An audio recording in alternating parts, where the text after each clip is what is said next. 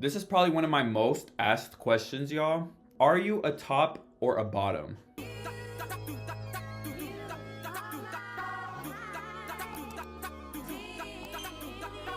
We're gonna be answering who's we? Me and my homegirl. Me. So I keep staring at myself. I need to get used to talking to y'all. This is my busted phone, and this is what I'm gonna be reading the questions off of. Hit me with my Ariana Grande shirt on. Sit down. Should hurt me a little Ariana Grande shirt on. Oh Lord. Sit down, girl. Am I in the center? I feel like I'm like too far off, like, you know, like mentally. I think right here is cute. I'm leaving room for the plant, and if I want to do like anything cute, I have space right there. I have the mind of a, what is that? The mind of a mastermind. Telling you, I have the mind of a master. I have the mind of a mastermind. What's that? I don't. I posted a story on my Instagram and I asked y'all to ask me questions. I've done a Q&A before, y'all, but that was 6 motherfucking years ago. Like, Mao asked, how did you start being a makeup artist? I'm gonna keep it very short and simple. So I actually started doing makeup when I was 13 years old. Actually, should I keep it short or simple? Or should I tell it a little lazy? I'm gonna just do whatever my heart desires. So I'm gonna just go with the flow.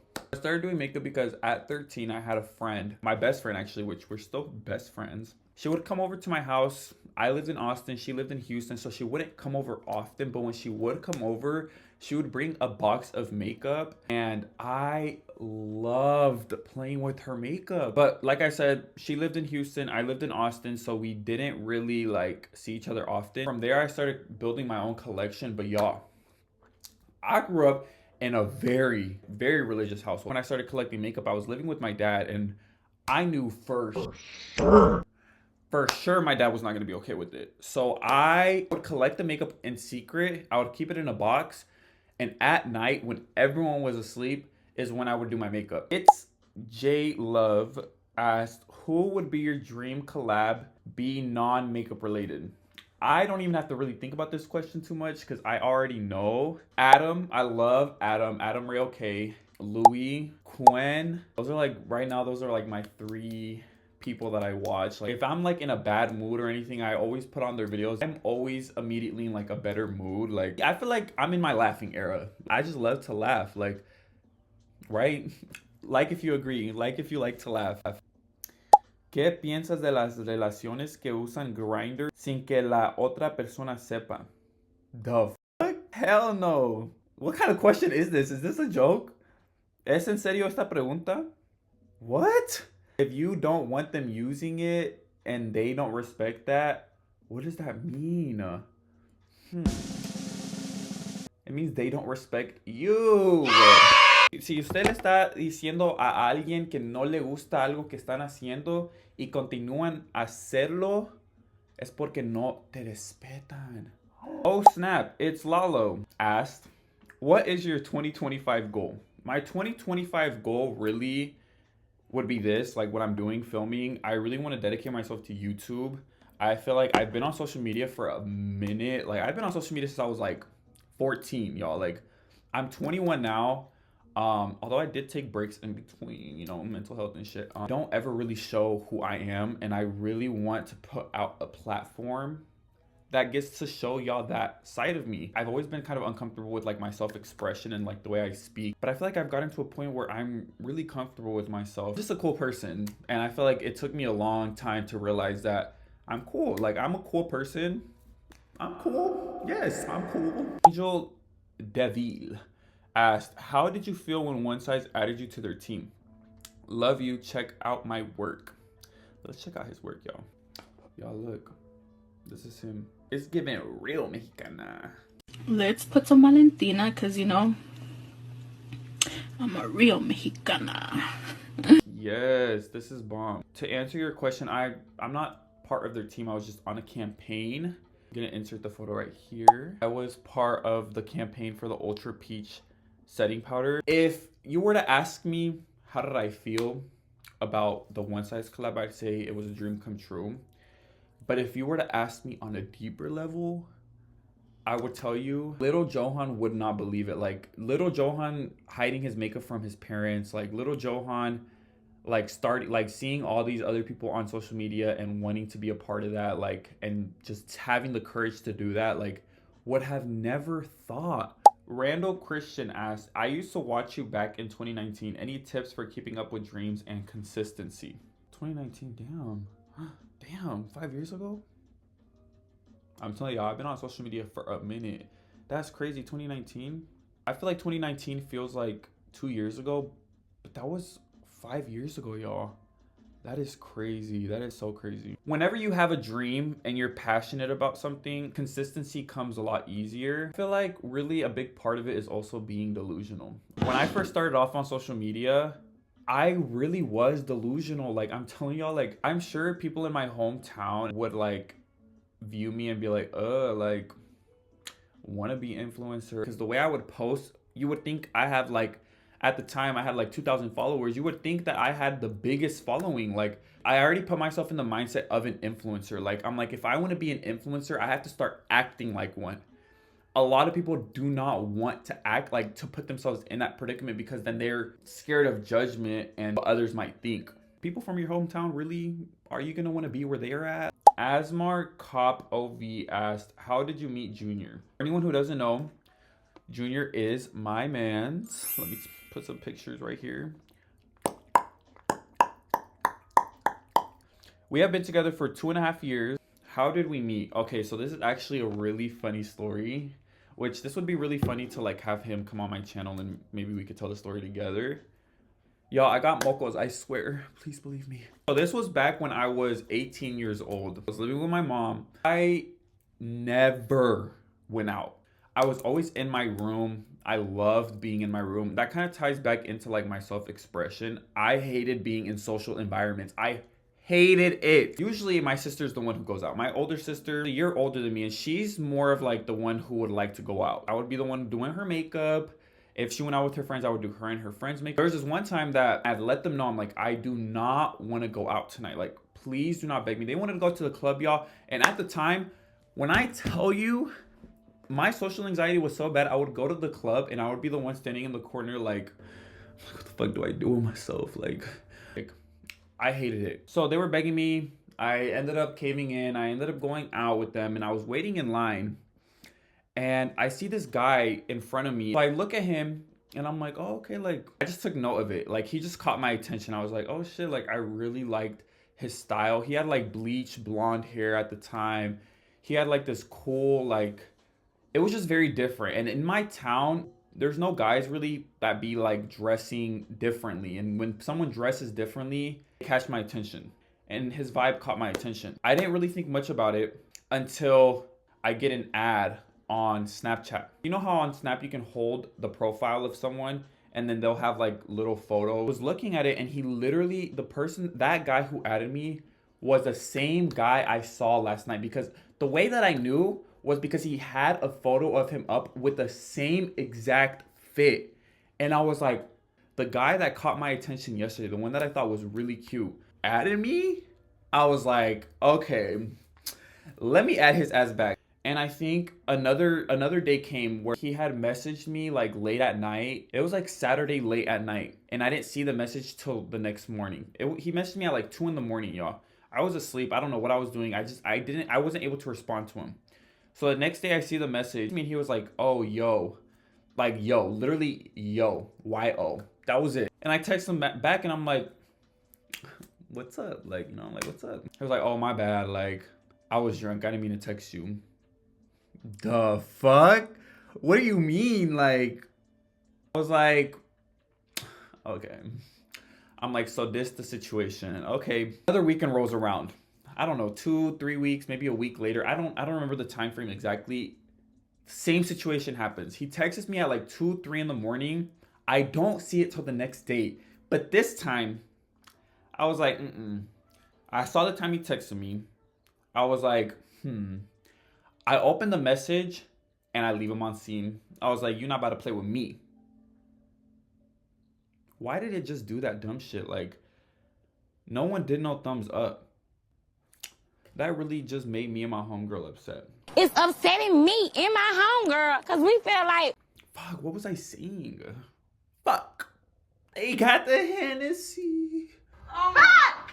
They got the Hennessy. Oh, so I left him on scene, and I was like, like, I'm not about to like, he about to text me again, just telling me what, like, sorry, I was drunk, I didn't mean to text you. I'm like, I'm not falling for that shit. So I did not text him back.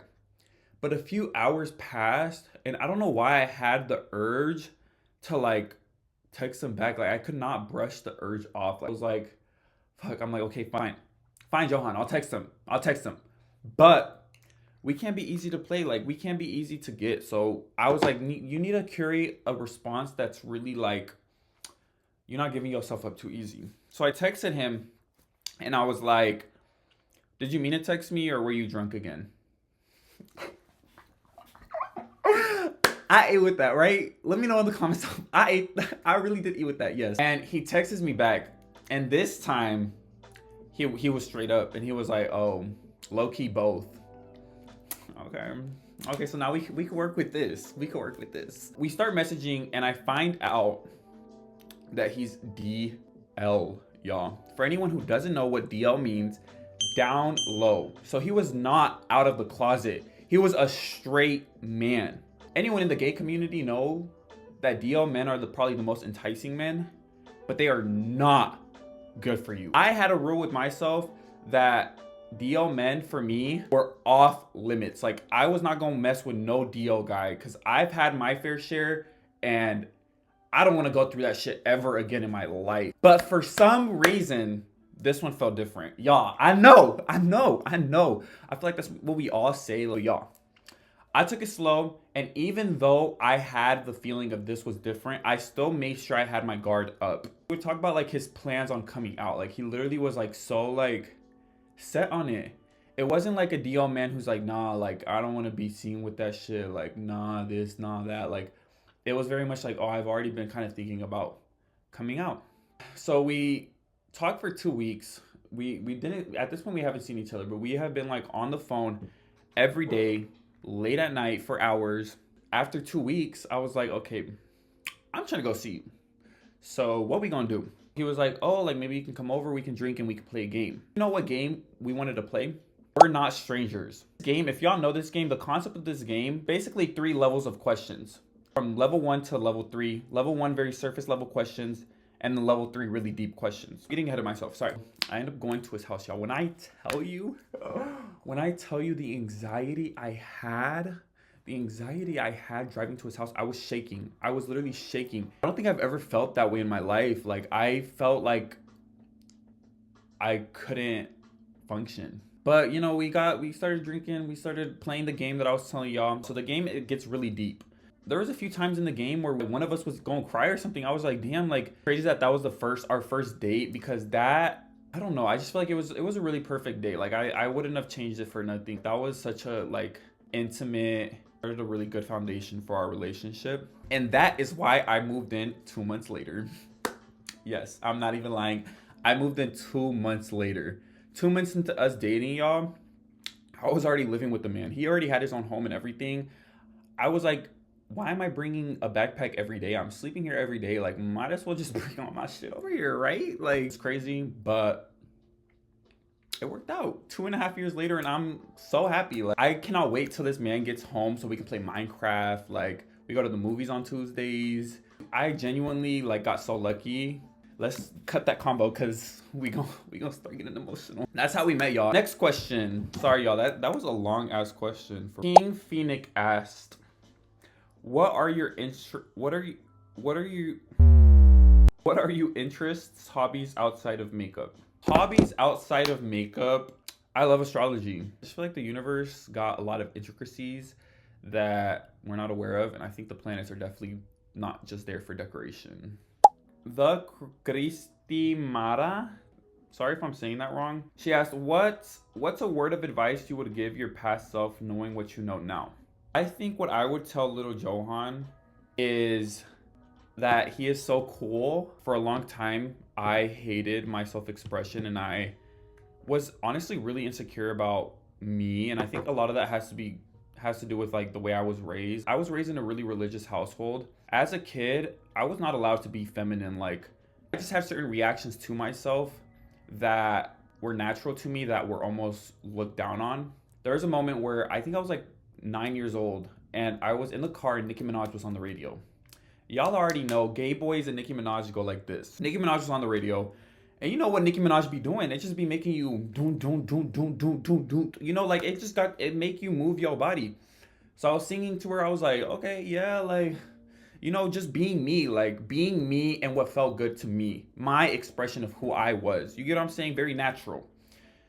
And I remember my mom looked at me with the most stinkest face, y'all. Like, it was almost like she was in disgust. Like, she's like, no te estés portando así, te estás portando como una niña. Like that. And that's just an example. Like, moments like that all the time would happen as a kid where I would just act like me naturally. I would be felt like the way I acted naturally was wrong. So I had to act a certain way to be loved, if that makes sense. The real me wasn't lovable. So I had to be who I thought people wanted me to be. That's kind of deep, y'all. Like, hold on. Like, point is really, for a long time, Johan did not know how cool who he is to himself naturally is. It took me a long time to love myself for myself. Y'all, these are some deep ass questions. So Chris Arza asked, what would you do if when you okay so he said yes would go? I would tell him God bless him. What would you do if when you okay so he said yes would go? I'd tell him God bless him. It's me, Jabay. It's me, JB. If you could vacation anywhere in the world, where would it be? I've been told that Japan is so otherworldly, and I want to experience otherworldly. Contreras asked, if you hadn't got into makeup and being an influencer, what would you be doing?